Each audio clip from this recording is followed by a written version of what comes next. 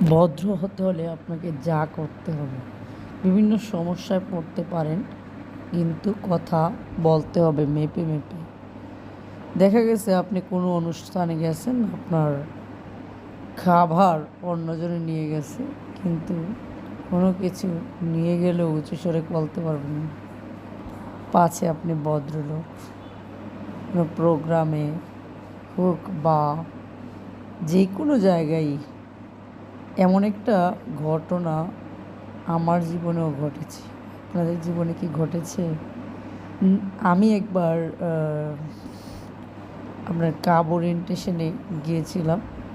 ওইখান থেকে যে ফাইল, বই যা কিছু দেয়, ওগুলো দেখা গেছে আমি যেটা পেয়েছি আমার জন্য সেটা অন্যজনে নিয়ে নিল। বলল যে আপনি নিয়ে নিয়েন। কিন্তু বিষয়টা হলো, পরবর্তীতে যখন চাইতে গেলাম তখন আমাকে বলল যে আপনাকে তো দেওয়া হয়েছে আপনার জন্য যেটা বরাদ্দ ছিল। কিন্তু আমি যখন বললাম যে আমার হাতেরটা অন্যজনে নিয়ে নিল, সেটা বলে কিন্তু কোনো লাভই হলো না।